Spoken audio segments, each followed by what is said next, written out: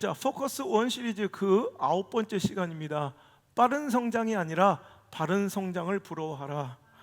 시작. 빠른 성장이 아니라 바른 성장을 부러워하라는 제목으로 하나님 말씀 증거토록 하겠습니다. 여러분, 그 말씀의 흐름을 기억하십니까? 우리가 집중해야 합니다. 이럴수록 포커스 온, 가장 귀한 가치에 주역하고 집중해야 합니다. 그래서 포커스 온 시리즈가 시작됐고요. 그 4주 동안은 우리 인생 헛사는 것 아니라 세상적 허망한 것에 가치 두고 사는 것이 아니라 사명에 집중해야 된다는 설교 4주 동안 했고요. 이제 본질에 집중해야 된다는 설교 또 4주를 오늘 마무리하는 설교예요. 우리가 본질에 집중할 수 있길 바랍니다. 벌써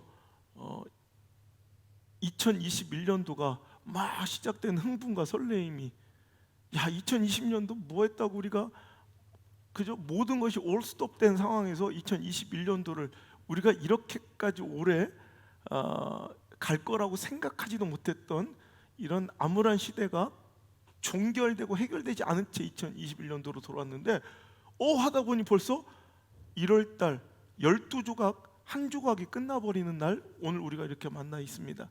제 카톡 친구들이 뭐 5천 명 가까이 되니까 잘 어쩌다 이렇게 생일일 때만 이렇게 10몇 명 뛰면 그때 이렇게 보게 되는데, 얼마 전에 새해가 시작하면서 내 카톡 누군지도 몰랐는데 카톡 친구 중에 한 프로필 글을 보고 제가 아주 빵 터졌어요. 거기에 뭐라고 적혀있냐면, 카톡 이렇게 프로필에 있잖아요. 우리는 풀님, 저는 이렇게 돼 있는데, 근데 내 카톡 친구 중에 한 명이에요. 아무것도 한 것이 없는데 점점점 내가 벌써 12살이라고? 그러니까 2021년도 12살이 된 친구인가 봐요. 난 위에 아무것도 한 것이 없는데 그래서 한 60살쯤 된 줄 알았어요. 그때 보니까 깊은 한숨이 느껴지지 않아요? 내가 벌써 12살이라고? 12살 친구마저도 이런 마음일진데 우리 마음 어떨까 싶습니까? 한 것 없이 신앙의 연조 또 한 해 늘어났고요. 저는 목회 연조 늘어났고요. 교회 역사는 또 한 해가 늘어났고요. 참 시간은 잘만 가는 것 같습니다. 부끄럽고 마음이 쫓기듯 불안한 우리들의 마음도 이 아이의 마음과 다르지 않을 것 같아요. 내 인생 송두리째 드려도 아깝지 않고 하나님께 영광 돌리며 내 인생에 하나님의 영화로움이 되길 원하는데, 어떤 흡족한 열매나 가시적인 성과 없이 계속 반복되고 답습되는 실패처럼 보이는 내 사역의 현장과 전도의 현장, 그 현장이 특히 오늘 코로나19 사태로 비어진 예배당을 보면서 더욱더 우리의 마음이 그렇게 초라해 보이고 마음이 울적한 상태 가운데 있을 수 있다고 생각합니다.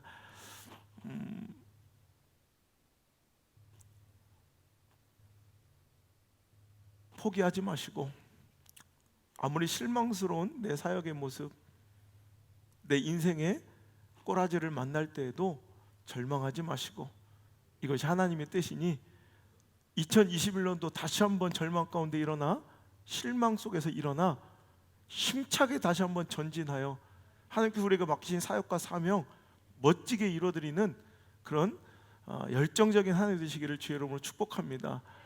원래 계획대로라면요, 우리는 오늘 태국에 있을 거예요. 태국 치앙마이 선교 가는 주간인데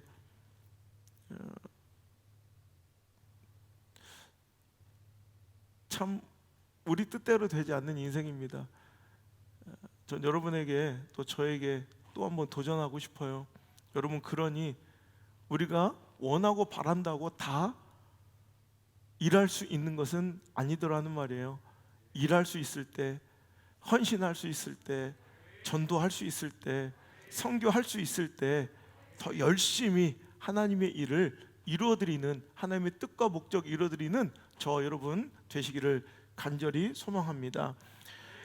오늘 본문의 내용을 보면 충격을 넘어 아주 부러움의 모습입니다.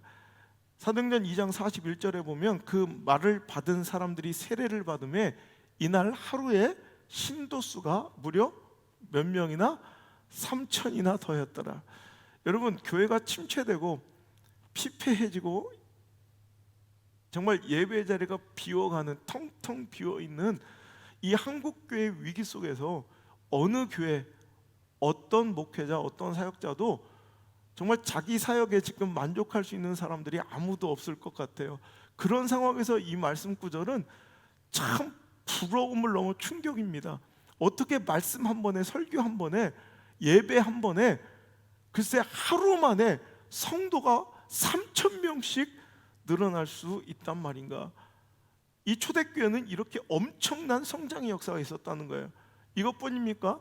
또 사도행전 4장 4절에도 보면 말씀을 들은 사람 중에 믿는 자가 많으니 남자의 수가 약 5,000명이나 되었더라. 여러분, 이번에 5,000명이 늘어나요. 또 사도행전 6장 7절에 보면 하나님의 말씀이 점점 왕성하여 예루살렘에 있는 제자 수가 심히 많아지고 허다한 제사장의 무리도 이 도에 복종하니라. 뭔가 엄청난 부흥의 역사가 일어나고 있는 것이 분명합니다. 우리는 이런 모습을 볼 때면 그럼 교회를 사랑하는 목회자뿐만 아니라 교회를 너무너무 사랑하고 아끼는 우리 성도들이라면 너무너무 부러운 마음이 우리 안에 가득할 것 같아요. 여러분, 하나님을 위해서 일하고 싶지만 내 뜻대로 되지 않고 가시적인 성과나 열매가 별로 없고 오히려 침체되는 내가 맡은 기관과 사역과 팀을 보며 가슴 아파하고 부러운 이 모습 보면서 우리가 좀 가슴 아플 수 있고 실망스러울 수 있지만 여러분, 중요한 것은 이거예요. 우리가 하나님을 위해서 일하고 싶은 열정, 또 하나님께 뭔가 내어드리고 싶은 열매와 가시적인 성과의 이 욕심, 이런 것들이 자칫 잘못되고 지나치면 본질에 집중하지 못한 채 과정이 선하고 아름답지 못하더라도 어떻게든 보이는 결과와 가시적인 성과와 열매만을 오늘도 목표로 지향하는 실수를 우리가 범할 수도 있다는 걸 꼭 기억하시고 경계하시고 두려워해야 할 줄 믿습니다. 하나님을 위해, 그 영광을 위해 살고 싶은 열망이, 그 간절함이 지나치다 보면 그 사역과 성장, 열매, 또 가시적 성과에 함몰되고 눈이 멀어버려 오히려 하나님과의 관계가 단절되고 하고 하나님의 영광을 가리우는 일들이 많아지는데도 불구하고 그것을 내 스스로는 알지 못한 채 나는 지금 하나님을 위해 열심히 일하고 있다고 착각하는 일들도 벌어지더라는 거예요. 인간적인 방법, 인본주의 방법, 세속적인 방법과 수단이 총동원되고 지극히 목표만을 지향하는 과열된 경쟁심이 부추겨져 시기와 질투가 판을 치며 교회 안에 수많은 갈등과 분쟁이 일어나기도 하더라는 거예요. 교회와 전도와 선교의 현장, 사역의 현장이 세상의 비즈니스와 다를 것이 없는, 세상의 장사치들과 다를 것이 없는, 아니 거기엔 그래도 상도덕이라는 것이 있죠.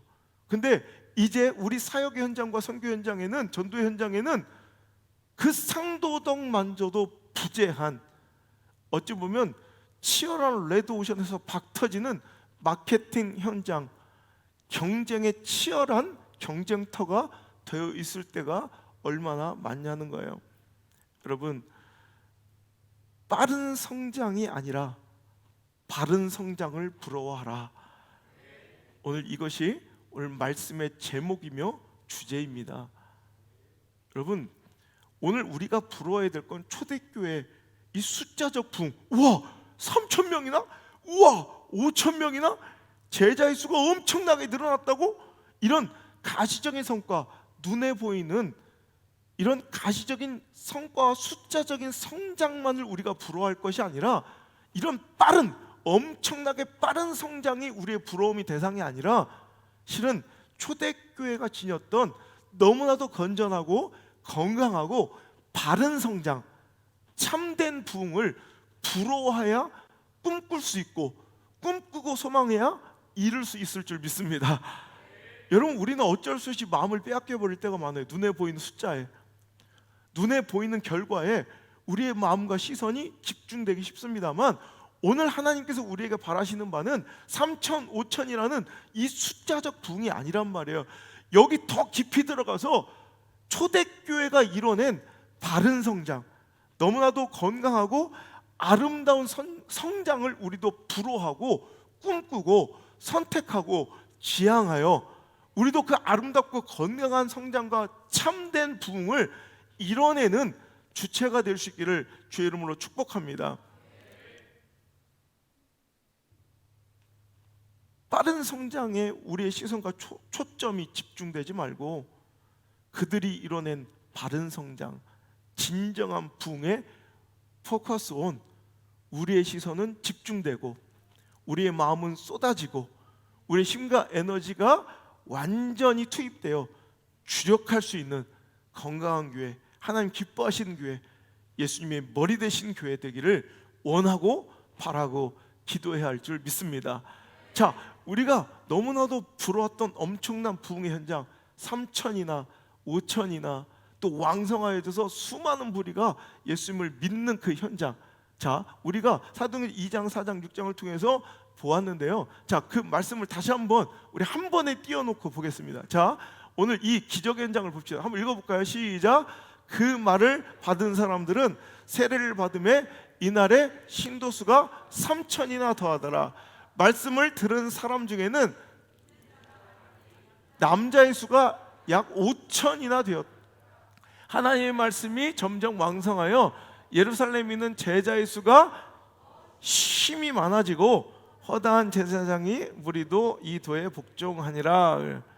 여러분들, 여기서 우리가 볼 수 있는, 자, 3천, 5천, 또 힘이 많음, 자, 여기에 우리의 마음과 시선이 뺏겨버릴 수 있지만 오늘 우리가 그것을 거절하고 정말 하나님께서 보기를 원하시는 참된 부흥, 건강한 교회의 모습이 있습니다. 자, 오늘 이런 기적과 같은 엄청난 충격적인 숫자적 부흥을 이끌어낸 그 원동력과 그 모든 부흥에 관여한 것이 있어요. 관련된 것이 있어요. 연관된 것이 무엇이에요? 공통적으로 연관된 거? 말씀이더라는 거예요. 말씀을 받은 사람들이, 말씀을 들은 사람들 중에 말씀이 점점 왕성하여지니, 할렐루야. 여러분, 우리가 빠른 성장 아니라 바른 성장 구해야 될 것인데, 그럼 바른 성장은 무엇이고 건강한 교회는 무엇이냐? 첫 번째, 말씀이 살아있어야 합니다. 말씀이 살아있는 교회, 이게 바로 건강한 교회고 참된 부흥이라는 거예요. 여러분, 말씀이 능력입니다. 여러분, 말씀만이 교회의 능력입니다. 교회를 이끌어가는 가장 강력한 힘, 우리를 변화시킬 수 있는 유일한 힘, 우리의 강팍한 심령을 깨뜨릴 수 있는 유일한 검은 바로 말씀입니다. 그래서 히브리서 저자는 4장 12절의 말씀에 하나님의 말씀은 살아있고 활력이 있어 좌우에 날선 어떤 검보다 예리하여 혼과 영과 및 관절과 골수를 찔러 쪼개기까지 하며 또 마음과 생각과 뜻을 판단하신다 고백하고 있습니다. 여러분, 동의하십니까? 말씀은 어떤 예리한 검보다 여러분 날이 살아있어서 우리 영혼육 골수 다 쪼개 생각까지도 오늘도 뒤바꿔 놓을 수 있며 우리 심령을 갈아엎을 수 있는 가장 강력한, 여러분 마치 원자력 같은 강력한 에너지입니다. 살아 역사하며 죽어가는 인생과 시대의 활력을 불어넣는 어떤 불의와 어둠도 단박에 깨뜨릴 수 있는 강력한 능력이 바로 말씀인 줄 믿으시면 아멘. 정말 믿습니까? 원자력에 원천인 원자로가 있듯, 그럼 그 강력한 말씀의 힘의 원천, 원자력의 원자로 같은 그 에너지를 폭발시키는 그 힘의 원천, 그 능력의 근원은 바로 예수 그리스도십니다. 말씀이란 이 워딩이 힘이 있는 것이 아니라 말씀 안에 예수님이 계실 때, 여러분 말씀이 곧 그 힘의 원천은 바로 예수님이십니다. 요한복음 1장 14절 15절의 말씀을 읽어보겠습니다. 시작.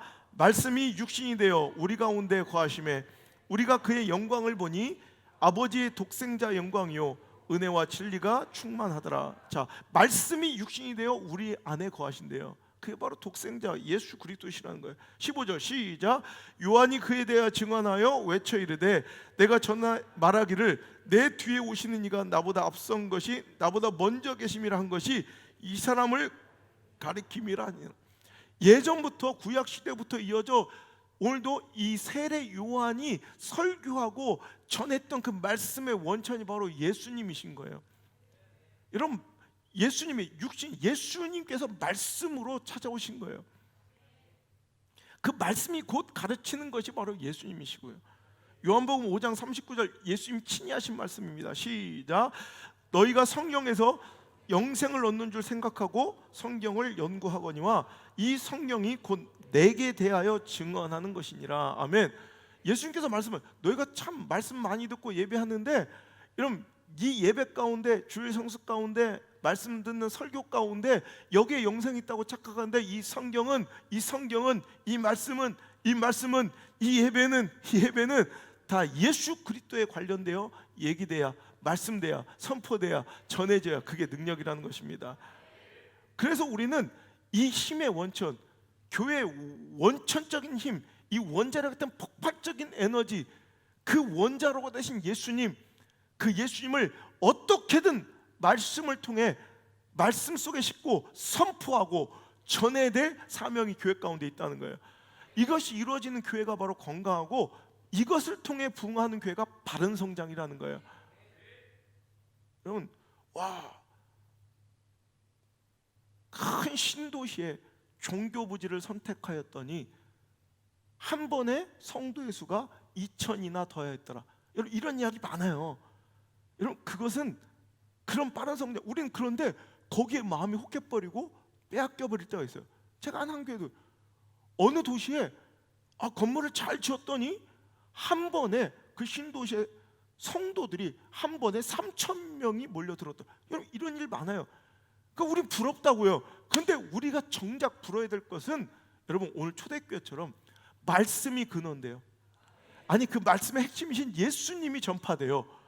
그것으로 변화받고 깨어진 사람들의 모임이 3,000, 5,000 왕성해지는 것, 힘이 많아지는 것, 이 바른 부흥을, 바른 성장을 우리는 꿈꾸고 부러워하며 오늘도 실현해내야 된다는 것입니다.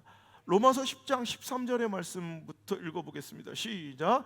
누구든지 주의 이름을 부르는 자는 구원을 받으리라.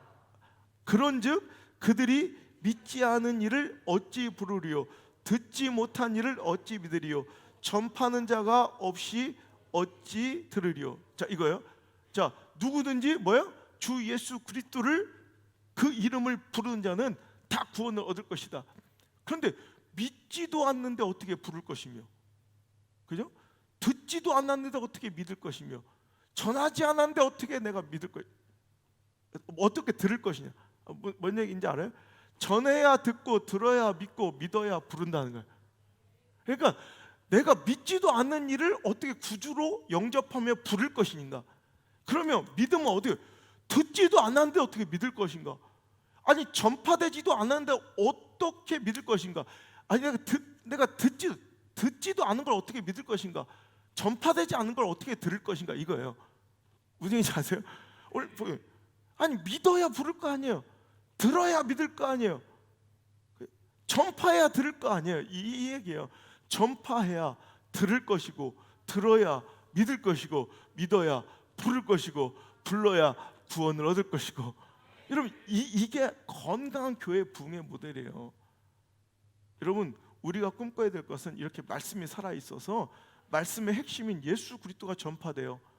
그 말씀이 예수님이 들려지고 그 들은 것을 믿어지고 믿어진 것을 인하여 구원받는, 구원받은 사람들, 그 은혜를 입은 천국의 그 귀한 선물을, 소망을 선물 받은 자들의 모임이 에클레시아 교회지, 교회는 조직도 아니고 여러분 껍데기도 아니고, 여러분 십자가를 아무리 교회 상징처럼 붙여놨다고 해도 오늘도 이 말씀이 살아 역사하며 오늘도 운동력 있지 않으면, 오늘도 그 말씀의 핵심인 예수님이 전파되지 않으면 우리의 신앙과 교회는 헛것이라는 거예요. 그렇게 부흥되는 것은 오히려 악이요 독일 수 있다는 거예요. 오늘도 여러분 우리가 정말로 건강한 교회 꿈꾸며 오늘도 말씀이 살아있는 그 말씀 가운데 예수님이 계시는 그 예수님을 또 말씀을 실어 전달하고 전파하고 전도하는 건강한 교회가 우리 교회 되기를 주의 이름으로 축복합니다. 여러분 2007년도에 한국 교회를 신랄하게 비판하며 등장했던 부족한 기독교 시리즈가 있어요. 심리학에 물든 부족한 기독교, 마케팅에 물든 부족한 기독교, 엔터테인먼트에 물든 부족한 기독교. 다름 아닌 옥하는 목사님의 아들인 옥성호 집사가 자기가 모태신앙자로 태어나 저자 서문에 있는 글이에요. 아버지가 옥하는 목사님이라고도 고백하지 않고 숨기며 지금 이제 다 알지만 옛날에 저자 서문의 저자 소개가 이렇게 되어 있어요. 모태신앙 집안에 태어나 할 수 없이 신앙생활을 어릴 때부터 하였고 부모님과의 마찰을 원하지 않아서 할 수 없이 교회를 다녔다. 20대 초반에 자기가 내린 결론은 교회는 신앙은 코미디다 라는 결론을 내리고 교회를 떠났다가 여러분 마틴 로이드 존스의 기독교 교리 강의를 듣고 읽다가 완전히 회심하여 돌아와서 한국교회를 바라보고 신랄하게 비판한, 물론 이 책 전부 내용을 제가 다 공감하고 동의하지는 않는 부분도 있어요. 하지만 분명한 것은 어느 순간인가 교회가 성장제일주의, 뭔가 번영신앙이 판을 치며 그냥 무조건 모이면 뭐 속된 말로 장대, 모이면 성공한 것처럼 많이 있는 것이 선인 것처럼 그 가치를 추구하고 또 인정받던 시대가 불과 얼마 전까지 있었던 것이 분명합니다.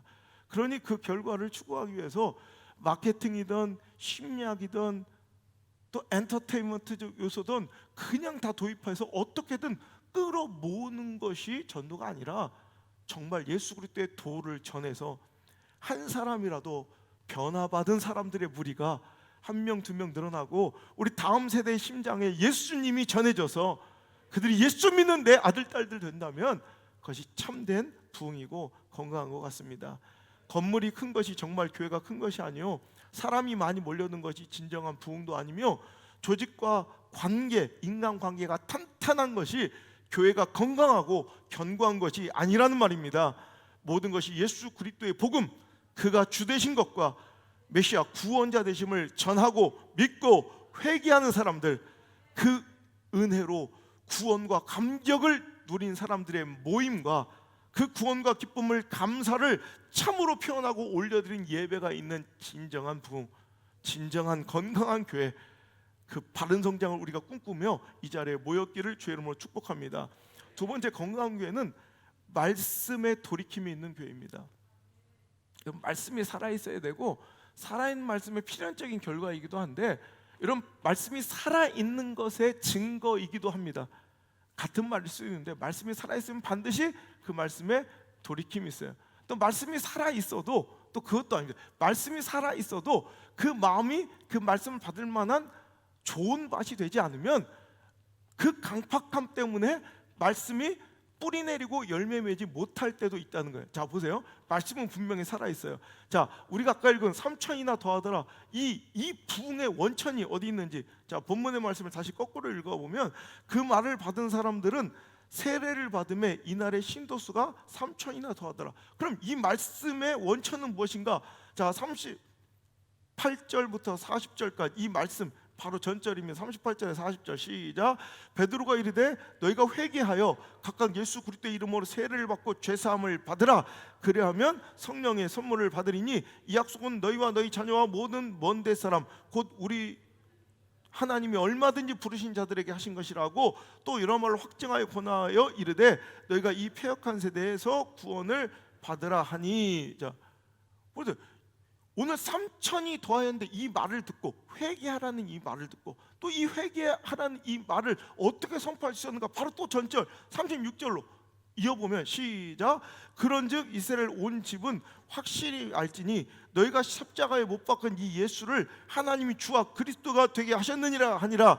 그들이 이 말을 듣고 마음에 찔려 베드로와 다른 사도들에게 물어 이르되 형제여 우리가 어찌할꼬 하였기 때문에 회개하여 구원 받으라는 말씀이 선포됐고 그 돌이킴의 이 말씀이 그들에게 임하여 3천이나 더하여진 거예요.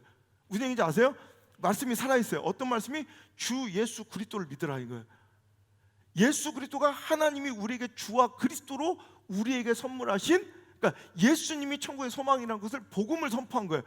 그러니까 오늘도 말씀이 살아있는 거예요. 그 핵심이 있는 거예요.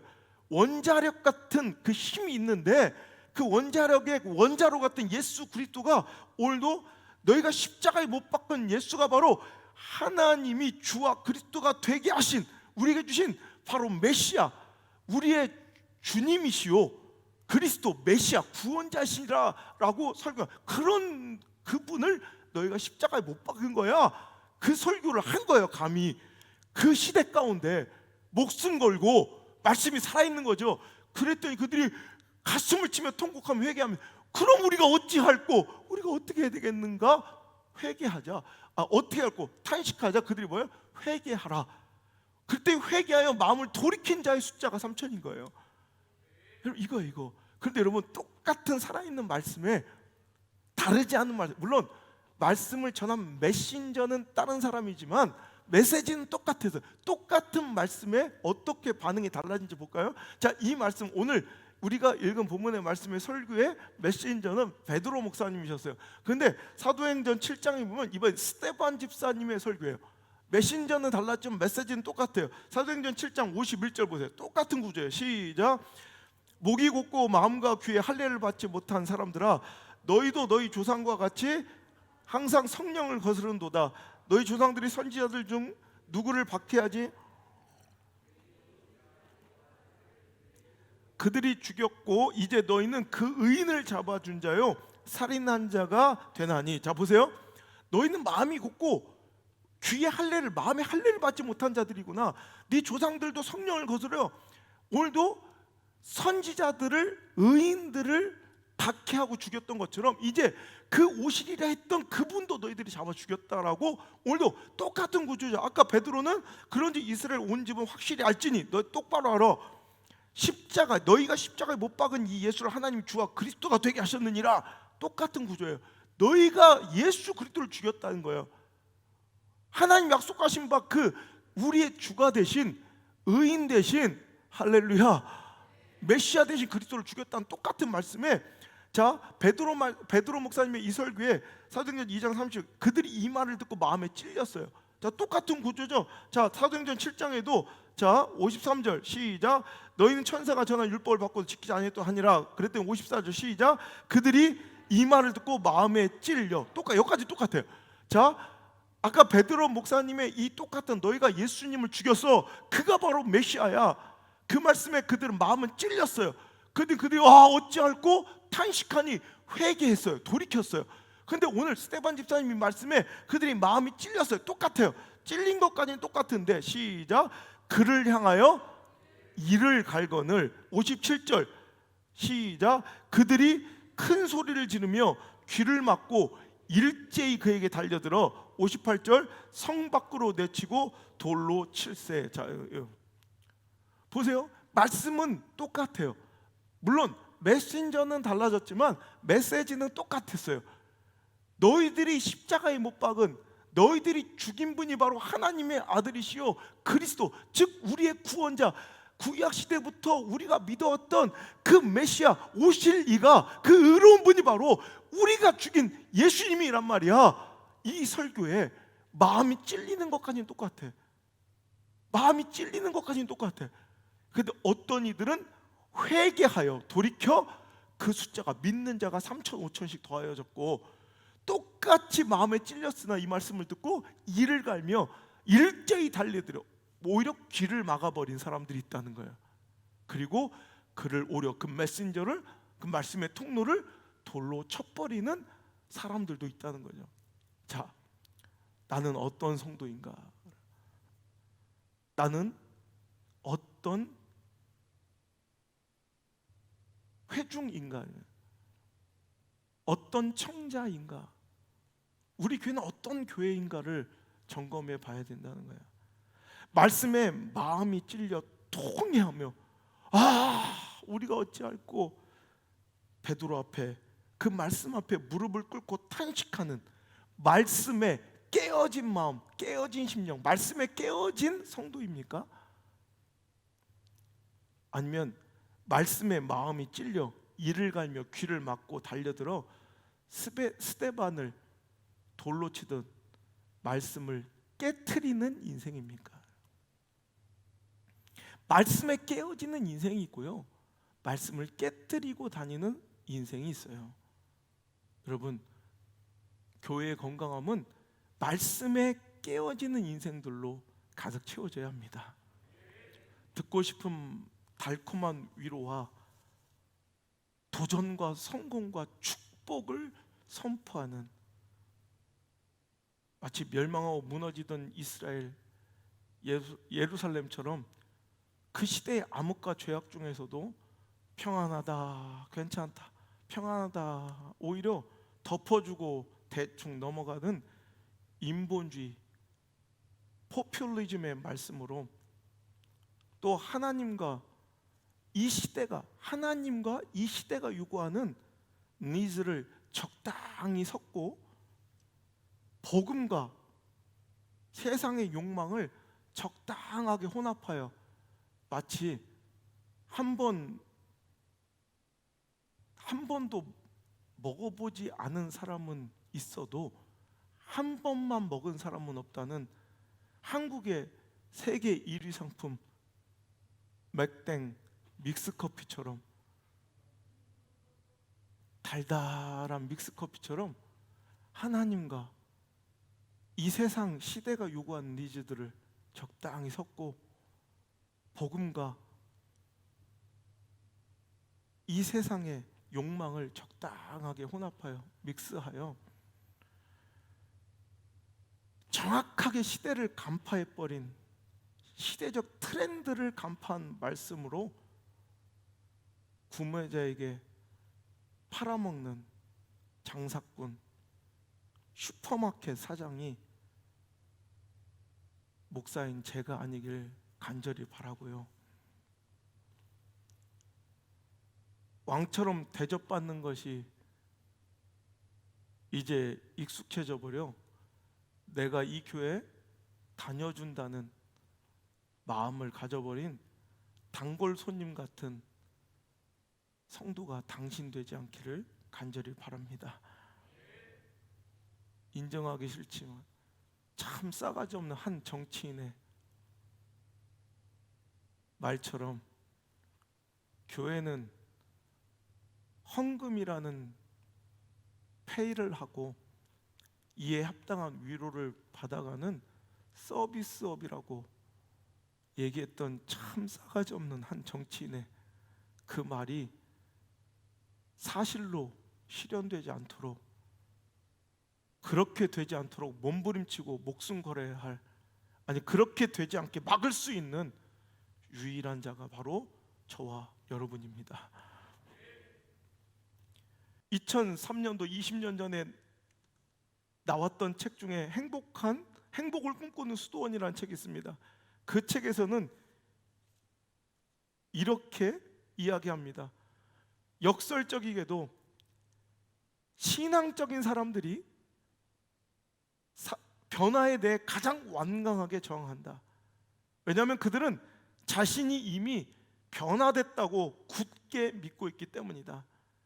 그들은 그들의 신앙의 모습은 마치 메마른 땅에 떨어진 씨와도 같다 하면서 흥미로운 표현을 쓰는데요, 거짓 제자들, 즉 참된 성도가 아닌 무리들은 마치 아주 낡아서 거덜나버린 마른 스펀지와 같아요. 온갖 더러운 먼지와 때에 쩔어서 이리저리 나뒹굴지요. 그걸 욕조에 한번 던져보세요.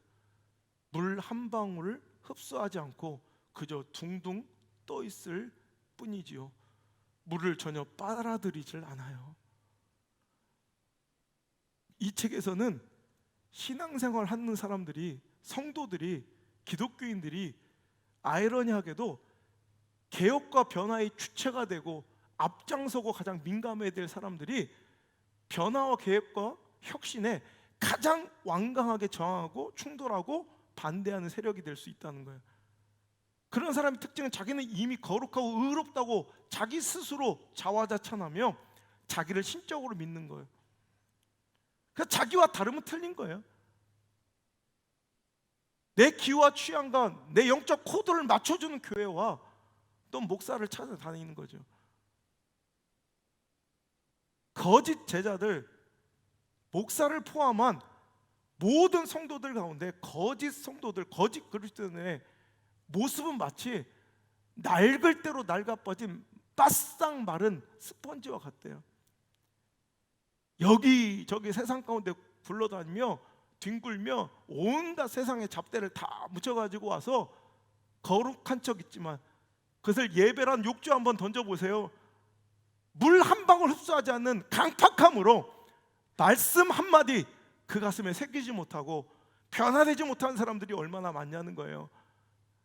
여러분, 오히려 변화되어야 되고 개혁을 선도해야 될 우리 그리스도인들이 완강한 개혁의 저항 세력이 되어 있다는 것처럼, 그래도 감사한 것은 2020년도 코로나19 사태를 통해서 우리 교회가 자각하기 시작한 거예요. 폐부와 민낯을 그대로 드러내고 수많은 질타와 손가락질을 받다 보니 이제 뭔가 정신을 좀 차려가는 거죠. 얼마 전 한 교단에서 조사한 바에 의하면 한국교회 혁신과 개혁이 필요하다고 느끼는 자들의 답변이 무려 98.9%가 나왔어요. 역대 이런 일이 거의 다 이제 변화의 필요성, 개혁의 당위성, 혁신의 필요성은 인정한 것이에요. 이것도 축복입니다. 이 기회를 우리가 붙잡은 거예요. 예전엔 마른 낡아빠진 마른 거덜나버린 낡을 대로 낡은 마른 스펀지처럼 변화와 개혁의 필요성조차 느끼지 않았던 저와 여러분이 이제는 변화해야 된다고 느끼는 거예요. 혁신해야 되겠다고 간절히 원하기 시작한 거예요. 이제 여기서 머물지 말고 변해야 합니다. 돌이켜야 합니다. 본질로 집중하고 하나님 원하신 대로 교회가 아름답게 변화해야 합니다. 지엽적인 거, 비본질적인 거 다 떼어버리고 하나님께 원색적으로 나가 그 복음을 받아들여야 합니다. 무릎 꿇어야 합니다. 오늘도 눈물 흘려야 합니다. 말씀에 깨어지고 박살나야 합니다. 얼마 전에 제가 친한 한 목사님이 전화가 오셨어요. 큰 교회를 담당하시는 목사님이신데 그 안에 서운함과 억울함이, 힘듦과 사역의 노고가 가득 담겨서 푸념 섞인 말로 목사님 너무 힘들어요. 요즘에 우리 이 시골에 있는 이런 교회들이 힘들진데 그 큰 교회는 얼마나 힘들겠어요. 사역과 목회가 너무너무 힘들어졌다고 고백하십니다. 그러면서 이 시대의 오해와 또 여러 가지 억울함에 대해서 막 피력하십니다. 제가 그랬어요. 그래서 때로는 감사하기도 합니다. 이제 곧 드러나겠죠. 무엇이, 누가 진짜인지. 이것은 제가 평가단이 되어 누구를 지금 평가한다는 말씀이 아니라 제가 그대로 한 얘기, 저까지 포함된 이야기입니다. 저까지 포함해서 누가 가짜인지 진짜인지 두려워하며 주님 앞에 엎드려야 될 때가 아니겠습니까? 그래서 저는 지금 억울하고 분노하는 게 아니라 주님 앞에 바짝 엎드려 내 사역의 현장을 돌이켜보고 반성하고 회개하며 겸손히 무릎 꿇고 있는 중입니다. 근데 그 목사님도 함께 그리 하시겠다고 고백하시더라고요. 사랑하는 성도 여러분, 지금 분노하고 억울해야 할 때가 아니라 이제 우리가 주님 앞에 겸허하게 무릎 꿇고 자성하며 본질에 집중하고 회개하고 돌이키는 진짜가 될 수 있는 절호의 기회인 줄 믿습니다. 세 번째로, 건강한 교회는 핍박과 문제에도 말씀을 지켜내는 교회가 바로 건강한 교회이며 바른 성장입니다. 아까도 얘기했던 우리가 너무나도 부러웠던 부흥들의 모습, 3,000이나 5,000이나 제자의 수가 심이 많아. 그러니까 우리가 잘못 생각하기에는 야, 초대교회는 참 좋았겠다. 야, 저렇게 막 그냥 막 하루하루 막 부흥해 가니, 성장해 가니 얼마나 행복했을까. 근데 제가 성경을 읽어보니 초대교회가 평탄하게 아무 문제 없이 어떤 환난과 고난 없이 꽃길만을 걸었던 것이 절대 아니더라는 거예요. 자, 다시 그 성장의 모습을 한번 볼까요? 자, 사도행전 4장 4절. 말씀을 들은 사람 중에 믿는 자가 많은 남자의 수가 약 5천이나 되었더라. 와, 좋죠. 5천이나 되었더라. 근데 그때 어떤 일이 일어났었는가? 1절부터 읽어보세요. 이 결론이 나오기까지. 시작. 사도들이 백성에게 말할 때 제사장들과 성전 맡은 자와 사두개인들이 이르러 예수 안에 죽은 자의 부활이 있다고 백성을 가르치고 전함을 싫어하여 그들을 잡음에 날이 이미 저물었으므로 이튿날까지 가두었으나 말씀을 들은 사람 중에는 믿는 자가 많으니 남자의 수가 약 5천이나 되었더라예요. 그러니까 오늘도 아무 일 없이 우리는 이렇게 핍박당하고 힘들고 환난과 고난의 시기를 겪는데 초대교회는 좋았다가 아니에요.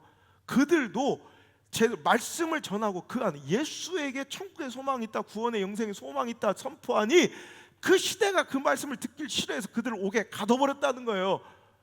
그런데도 그 말씀을 지켜냈더니 말씀을 듣고 믿는 자가 남자만 5천 명이 되었다는 거죠.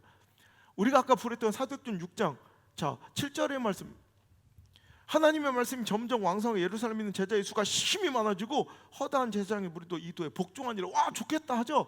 근데 이 말씀이 어떻게 나왔는지 이 배경을 보면 1절부터 한번 보시면 돼요. 시작. 그때 제자가 더 많아졌는데 헬라파 유대인들이 자기의 과부들이 매일 구제에 빠짐으로 히브리파 사람들을 원망하니 12사도가 모든 제자를 불러 이르되 우리가 하나님의 말씀을 제쳐놓고 접대를 일삼는 것이 마땅하지 아니하니 형제들아 너희 가운데서 성령과 지혜가 충만하여 칭찬받는 사람 7을 택하라. 우리가 이 일을 그들에게 맡기고 우리는 오로지 기도하는 일과 말씀 사역에 힘쓰리라 하니 온 무리가 이 말을 기뻐하여 믿음과 성령이 충만한 사람 스데반과 또 빌립과 브루고로와 니가노로와 디몬과 바메나와 유대교 입구했던 안디옥 사람 니골라를 택하여 사도들 앞에 세우니 사도들이 기도하고 그들에게 안수하니라. 그랬더니 하나님의 말씀이 점점 왕성하여져서 믿는 제자의 수가 심히 많아졌다라는 결론이에요. 보세요. 문제와 갈등도 있다는 거예요. 자, 오늘도 그 이전에는 핍박도 있었고 환난도 있었고 수많은 문제도 있었고 갈등도 있었어요. 오히려 하나님의 말씀을 제대로 전하고 시대에 흔들리지 않고 오히려 예수 그리스도만이 소망이라는 것을 그 복음에 참된 진리인 원색적인 복음을 전하자 그것 때문에 핍박당하고 시대로부터 거절당하고 외면당하고 오늘도 고난당하기도 했고요. 교회 숫자가 부흥하고 커지니 그것 때문에 수많은 갈등과 세력 싸움이 있었고요. 할라파와 히브리파, 즉 오늘도 태어날 때부터 이 유대 땅에 나와서 자라온 히브리 사람들과 혹은 유대인이긴 하지만 디아스포라 외국에서 살다가 온 디아스포라 헬라파 유대인들 간에 이 자리 다툼 세력 다툼이 있는 거야. 왜 우리 편, 왜 니네 편, 갈등도 있고 문제도 있고 잡다한 여러 가지 여러분 문제들이 발생해요. 여러분 오늘도 이 고난과 환난, 자, 이 얘기는 뭐 더 깊이 하지 않겠습니다. 자, 고난과 환난, 옥에 갇힘도 있었고 싸움과 갈등과 분열도 있었다는 거예요. 여러분 교회는 똑같아요. 그런데 여러분 이 환난과 비난, 또 핍박, 또 문제와 갈등, 뭐 다 다른 문제인 것 같고 고난이고 핍박인 것 같지만 이 원천 핵심은 뭐냐면, 자, 고난과 핍박은 말씀을 억압한 것이 핵심이고요. 오늘도 이 문제와 갈등은 말씀에 집중하지 못하게 그 관심이 흐트러진 것이 위기였다는 거예요. 그런데도 불구하고 오늘도 사도들은 어떻게 해요? 그런데도 옥에 갇힐지언정 예수 그리스도가 복음의 시작이며 정말로 유일한 구원의 통로임을 그들은 전했고요. 그 말씀을, 살아있는 말씀을 지켜냈더니 부흥이 일어난 거예요. 문제와 갈등이 너무 많아져서 그것들을 처리하는데 에너지를 쏟고 관심과 시선이 흐트러지자 7 집사를 택하여 세움으로 그들은 오직 말씀과 기도하는 일에 힘쓰고 전념할 수 있었다는 거예요. 이게 승리예요. 핍박과 고난의 그 핵심은 말씀이 억압되는 거예요. 문제와 갈등의 핵심은 이 말씀에 집중될 때 내 관심과 마음과 시선과 시간이 쪼개지는 거예요. 그런데도 불구하고 교회는 항상 핍박이 있고요, 환난이 있을 거예요, 고난이 있을 거예요. 말씀이 즉 억압당한다는 거예요. 그래도 말씀을 지켜내는 교회가 우리 교회 되기를 원합니다.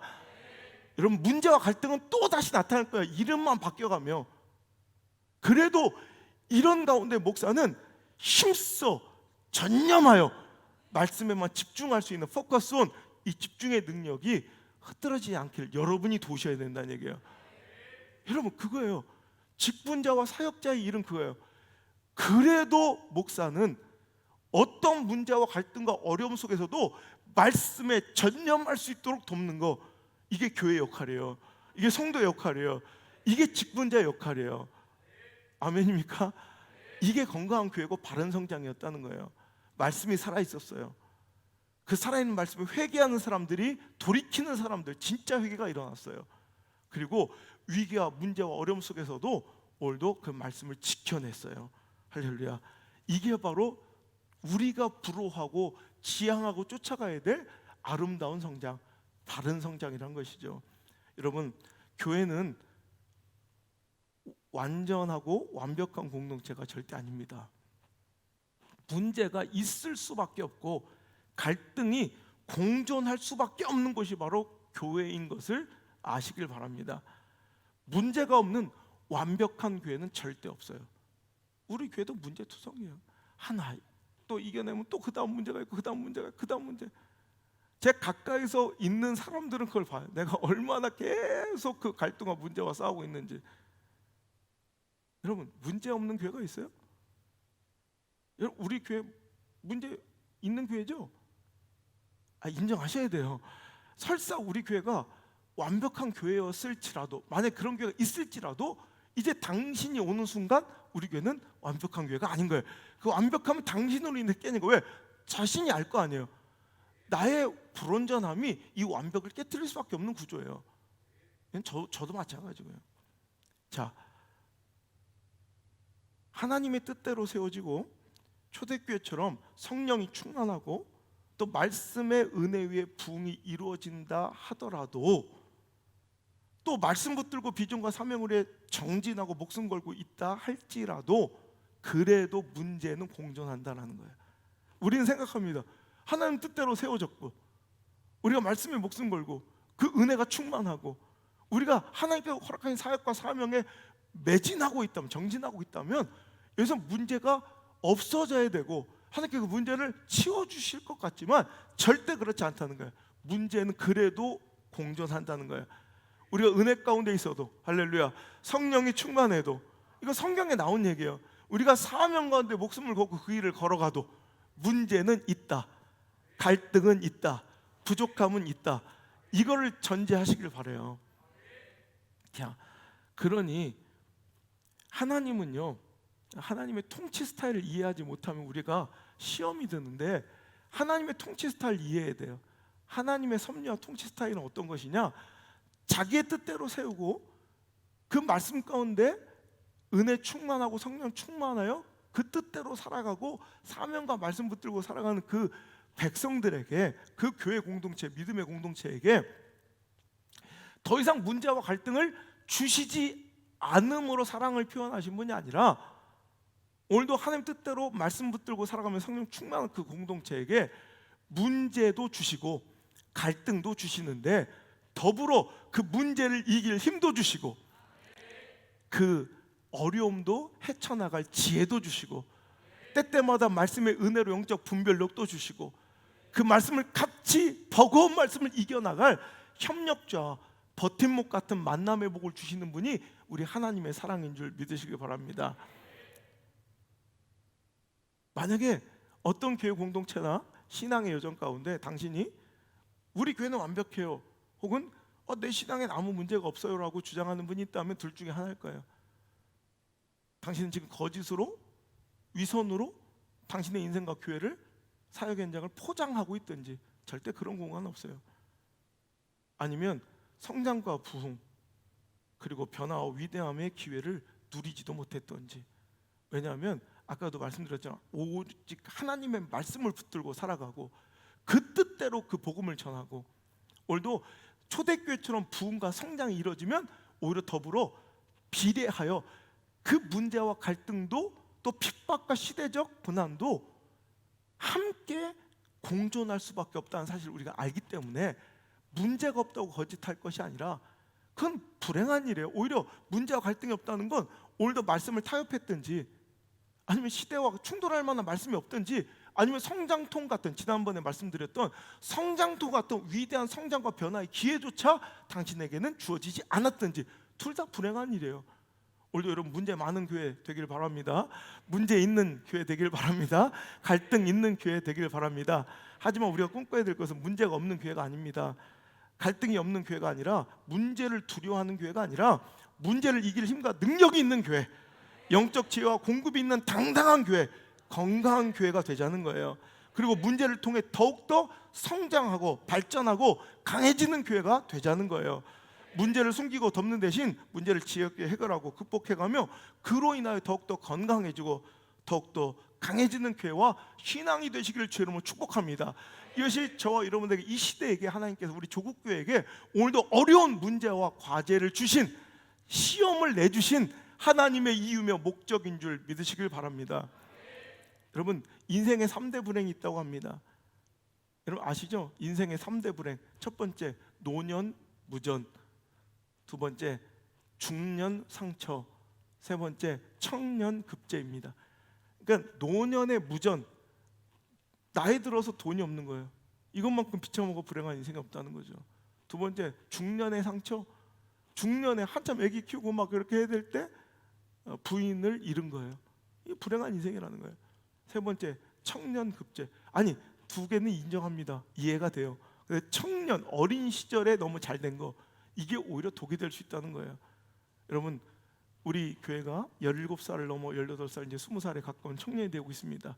물론 급제도 중요하지만 세상 가운데 많은 문제와 어려움, 실패와 부족도 느껴보고 적당한 절망감도 이겨가며 단단해지고 강한 인생 돼야지, 온실의 화초처럼 살아가다가 잘 되기만 하다가 확 한 번에 무너져 버려서 한 방에 훅 가버리는 이런 비참한 인생 되지 않게 하여 오늘 하나님께 주신 건강한 이 문제들을 풀어낼 수 있는, 해결할 수 있는 그 건강함이 우리에게 있길 바랍니다. 그 문제의 답을 찾아낼 수 있는 분별력이, 왜 하나님 다 주셨거든요. 문제도 주시지만 감당할 수 있는 문제만 주셨고, 문제를 이겨낼 수 있는 피할 길과 해결할 수를 반드시 주셨다. 하나님은 성경 속에 약속하셨으니 그거를 찾아낼 수 있는, 그 길을 찾아낼 수 있는, 그 열쇠를 찾아낼 수 있는 영적 지혜와 분별력이 저와 여러분에게 있기를 주의 이름으로 축복합니다. 여러분, 문제 있었던, 어려움이 있었던, 부족이 있었던 사람들이 그 부족과 문제 때문에 더 강력해지는 예화들이 얼마나 많아요. 베토벤이 그래서, 베토벤은 그는 22살부터 57세 죽기까지 이 오스트리아 빈에 살았어요. 그래서 그의 흔적들이 많은데, 거기다가 베토벤은 좀 개팍한 성격이었다고 유명하죠. 그래가지고 여러분 6개월에 한 번씩 이사를 하고 6주를 버틴 하녀가 없을 정도로, 그러니까 이사를 엄청 많이 가가지고 한 비공식으로 한 70몇 번을 이사를 했다고 그래요. 놀라질 않아. 하긴 오늘 부동산 집사님들이 다 일부에만 예배도, 그들은 엄청 기뻐하고 좋아하잖아요. 그들이 참 좋아하는 고객인데, 그냥 70몇 번을 이사를 해가지고 오스트리아 비엔나 시내 안에만 그의 거처가 25개가 넘어요. 고마워요, 반응해줘서. 근데 그 중에서 가장 유명한 이제 그 유적지가 바로 파스퀄라티 하우스라고, 그에게 호의를 베풀어 가난하고 어린 그 청년 시절부터 베토벤에게 무려 8년 동안을 그 집을 무상으로 빌려줬던 그 파스퀄라티 남작의 이름을 기려서 이제 파스퀄라티 하우스라고 부르는 그곳에 가장 오래 살았어요. 베토벤이 8년을 무려 기거했던 곳으로 유명합니다. 근데 그곳이 또 유명한 곡의 탄생으로도 유명한데, 그가 이제 많은 이사를 다닌 이유가 금전적으로 가난해서 이사를 많이, 가난한 사람들이 많이 이사 다녀야 되잖아요. 그거 또 괴팍한 성격도 있지만 또 하나, 그의 광적인 예술혼. 그가 귀가 먹어가면서 이제는 작곡에만, 연주는 못하고 작곡에 집중하면 더 그 광적인 예술혼이 더 집착이 강해진 거예요. 그래서 귀가 점점 먹으려 흐려지는 그 청력 속에서 조그만 새소리나 물소리 막 뭔가 들리는 영감이 올 때마다 그는 그걸 막 작곡에 쏟아붓는 거예요. 그러니까 그는 밤이고 낮이고 오면 그 광적인 예술로는 거기다 귀가 어두우니까 어떻게 해요? 막 확 밤이나 낮이나 그냥 막 피아노를 막 작곡하느라고 치니까 이웃들과 갈등이 엄청 많았다는 거예요. 그러니까 맨날 그의 집에는 컴플레인 하러 몰려든 항의하는 층간소음과 이웃 주민들의 그 막 문 두드리는 소리로 가득했다는 거죠. 그래서 그가 파스칼라테 하우스에서도 기거할 때도 그냥 옆집과 갈등이 많은 거야. 막 맨날 밤에 막 시까. 그러니까 막 문을 두드는 거죠.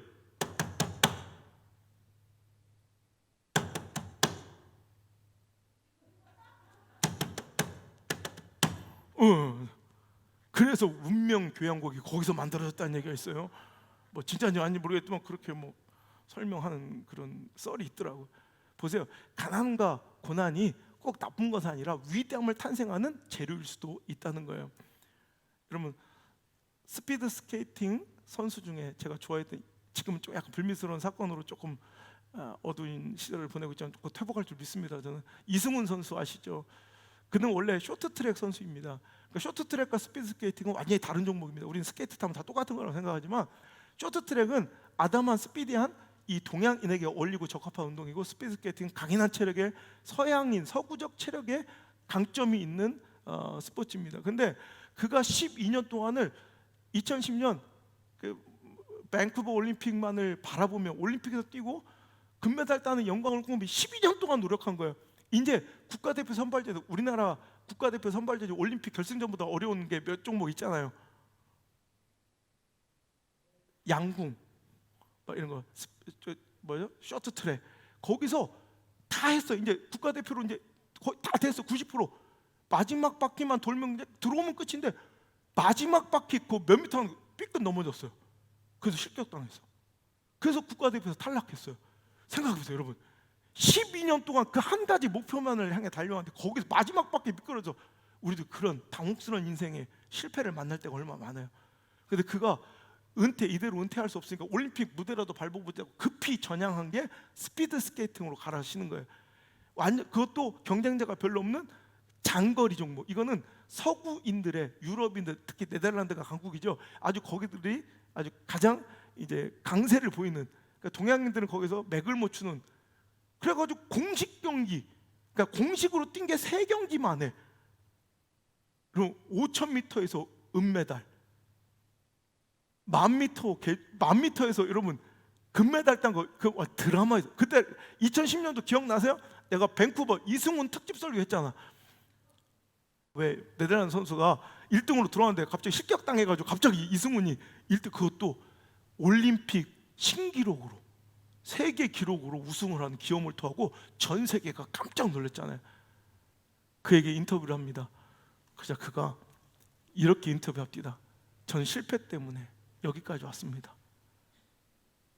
만약에 쇼트트랙으로 그냥 했으면 그냥 별반 뭐 기억도 없는 선수가 될 수 있어. 그런데 그가 고백하기를, 제 인생이 평탄했다면 제 인생은 그렇게 멀리 비상할 수 없었을 것인데 제 인생은 구겨진 종이같이 이렇게 구겨질 대로 구겨져서. 근데 그거 아십니까?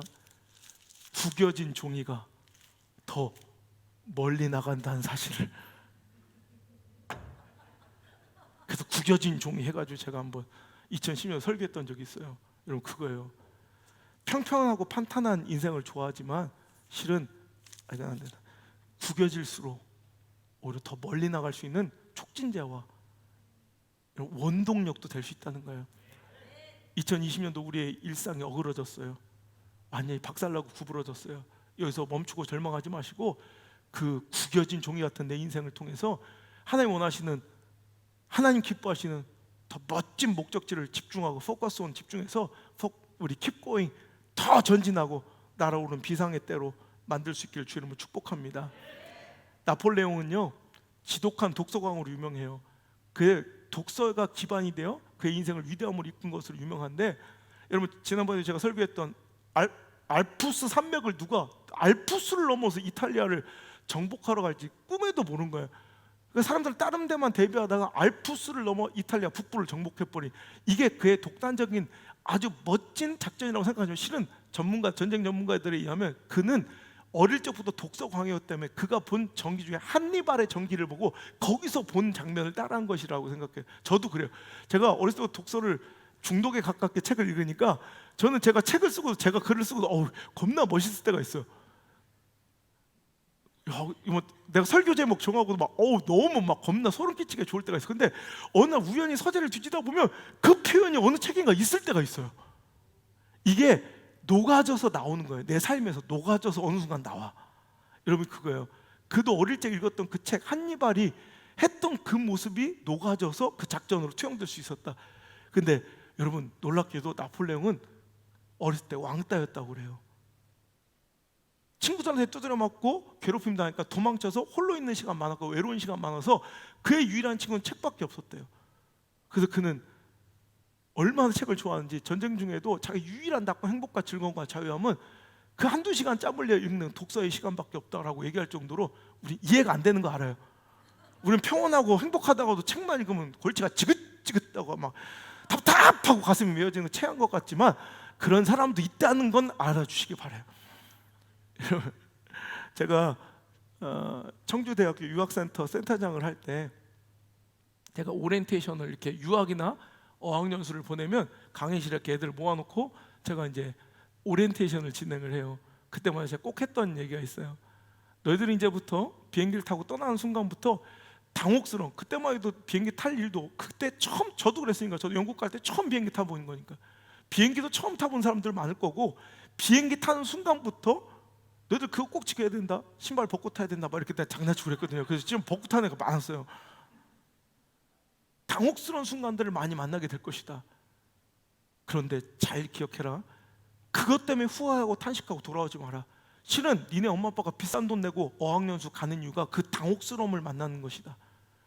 이 편안하고 안정된 상황 속에서는 전혀 얻어낼 수 없는 표현과 영어 이런 수거들이나 이런 표현들을, 그 당혹스러움과 내가 미처 부딪혀보지 못했던 상황 속에서 얻어갖고 오는 것이 어학연수인데, 오히려 그 당혹스러움을 위해서 가치를 지불해놓고 당혹스러움 때문에 온다는 거예요. 제발 그러지 마라. 그러면서 1년 동안 한 3,000번 당혹스럽고 아프고 오늘도 부끄럽고 이런 쪽팔린 일을 당하게 되면, 이 3,000번을 그런 일을 당하면 1년이 지나갈 것이다. 그러니까 잘 견디고 하라. 우리 인생도 마찬가지를 믿습니다. 우리 앞에 엄청난 당혹스러운 황당하고 서글픈 일들이 있을 줄 압니다만, 그것 때문에 돌이키는 삶, 그것 때문에 돌아가는 삶, 뒤돌아서는 삶, 침체되는 인생이 아니라 오늘 구겨진 종이처럼 더 멀리 전진할 수 있는 그런 멋진 교회와 성도들 되셨으면 좋겠습니다. 다시 한번 말씀드리고 싶습니다. 우리 교회는 오늘도 등록하신 분들이 계신데 좋은 교회가 아닙니다. 좋은 교회를 찾아오셨다면 잘못 오신 겁니다. 하지만 이것만큼은 약속드릴 수 있습니다.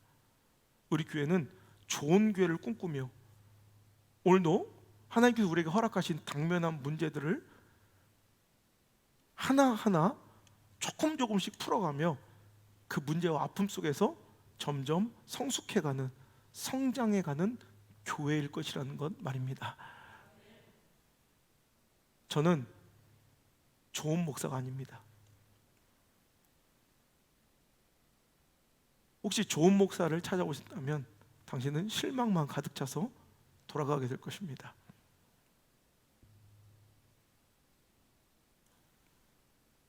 하지만 이것만큼은 약속드릴 수 있습니다.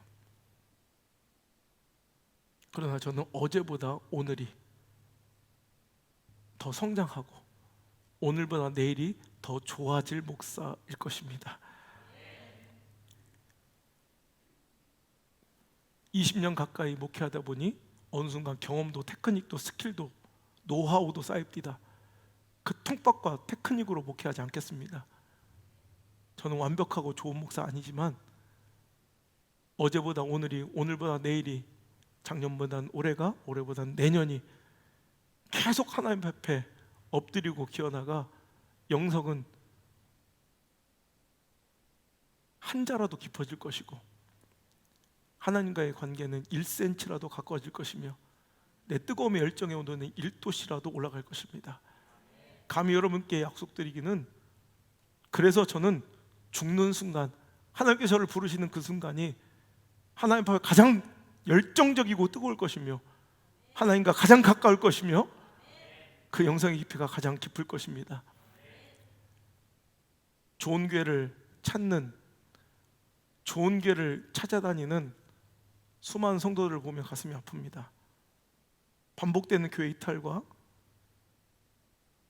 잦은 갈등과 이동으로 나에게 맞는 교회가 없다고 탄식하는 분들을 보면 가슴이 아픕니다. 이제 나에게 맞는 교회를 찾는 것이 아니라 내가 그 교회 질서와 말씀의 권위에 맞춰져야 합니다. 깨어져야 합니다. 우리 하나님 아버지께서 어련히 고르시고 얼마나 고민하시며 선택했을 신앙의 현장이겠습니까? 그 영혼 맡겼을 목회자와 말씀이겠습니까? 그렇다면 이제는 내가 깨어지고 그 말씀에 오늘도 돌이키고 빚어지는 역사가 있을 때 우리가 이제껏 맛보지 못했던 최고의 축복과 은혜가 우리에게 찾아올 줄 믿습니다. 미국의 기독교 사회학자 토니 캄펄로는 기독교 역사에서 교회가 교회로서 본질을 상실했던 상황을 이렇게 지적하고 있습니다. 책을 그대로 읽어드릴게요. 기독교는 팔레스타인에서 태어났다. 그들은 기독교를 그리스로 전했으며 그리스인들은 기독교를 철학화했다. 그들은 다시 기독교를 로마로 전했으며 로마인들은 기독교를 제도화했다. 그 로마인들은 다시 기독교를 영국으로 전했으며 영국인들은 기독교를 관광 명소로 만들어 버렸다. 그들은 기독교를 미국으로 전했으며 미국인들은 기독교를 기업화했다. 여기서 그 책은 마무리되고 있지만 하나님의 역사는 계속 진행 중이기에 그 뒤에 하나님의 역사는 계속 쓰여지고 있을 줄 믿습니다. 미국인들, 그들은 다시 그 기독교를 한국에 전했으며 한국인들은 기독교를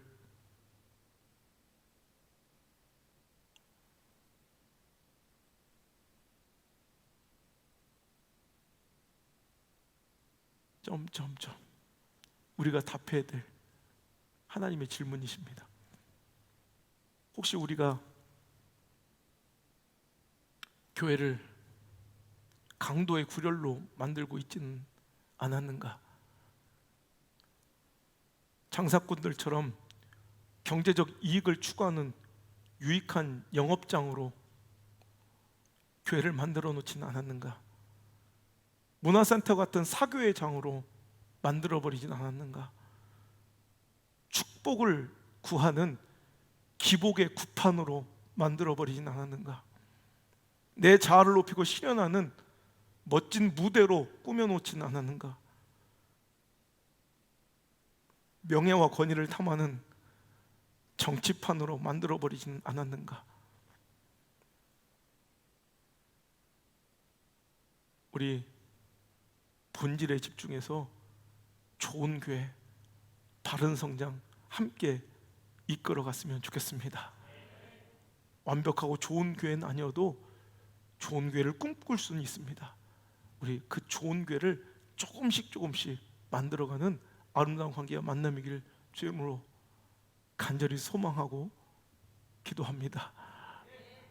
얼마 전 제가 운동 중에 만난 한 불신자가 저에게 위로하듯 이런 말을 전했습니다. 목사님, 요즘에 얼마나 힘드시겠어요? 일부 잘못된 교회들과 선교단체들 때문에 엄청 힘드시죠? 오해도 많이 받으시고. 위로의 말이 아니라 은근한 비난이었던 것 같습니다. 제가 목사란 걸 알자 위로처럼 보이지만 은근한 비난으로 교회를 비난하기 시작했습니다. 그래서 제가 그에게 이렇게 대답했습니다. 아닙니다. 교회가 목사인 저부터 지금까지 잘 해왔다면 이 시대가 오히려 교회를 위로하고 감쌌을 것입니다. 하지만 교회가 너무 어긋날 대로 어긋나고 무질서하고 무책임하고 부정직하고 부도덕한 일을 자행해 왔기 때문에 이 기회를 빌어, 이 때를 빌어 오히려 책망회초리를 매섭게 교회를 향해 내리치고 있는 것은 아니겠습니까? 목사인 저부터 용서를 구합니다. 그분께 용서를 구했어요. 우리 조국 교회가 매장당하듯 욕먹고 오해받고 마치 괴물처럼 여겨지는 이때에 오히려 회개와 자성의 기회로, 회복과 혁신의 기회로 삼아야 되지 않겠습니까? 불평하고 억울해하며 분노하고 혈기낼 것이 아니라 오히려 하나님께서 주신 절호의 기회로 알고 우리 함께 한 마음으로 모두 다 개혁과 혁신의 필요성과 당위성을 인정했으니 제가 먼저 바뀌겠습니다. 저부터 잘하겠습니다. 우리 함께 그 길을 걸어가며 더 이상 우리 하나님 아버지한테 욕먹이고 영광 가리우는 그런 교회와 성도들 되지 않도록 세상에서 착한 행실로 선한 모습으로 하나님 아버지께 영광 돌리는 아름다운 주의 종들 되시기를, 하나님 백성 되시기를 주의 이름으로 축복합니다. 기도하겠습니다. 하나님, 큰 꿈을 꾸지 않겠습니다. 하나님 주신 바른 꿈, 그 한 가지 소망을 가지고 끝까지 전진하며 하나님의 선하시고 기뻐하시고 온전하신 뜻을 이루어드리는 교회와 성도들이 되겠나이다. 빠른 성장, 가시적인 성과와 눈에 보이는 숫자에 우리 매몰되지 않게 하시고 그 숫자의 우상에 빠지지 않게 하시고 정말 바르고 아름다운 성장과 교회 역사를 새로이 써가는 좋은 교회는 아니지만 좋은 교회를 꿈꾸는 우리 아름다운 믿음의 공동체가 될 수 있도록 인도해 주옵소서. 이제는 우리의 앞서 자기를 부인하고 그 십자가를 지시며 그 힘들고 모진 생명의 길을 걸어가신 예수 그리스도의 크신 은혜와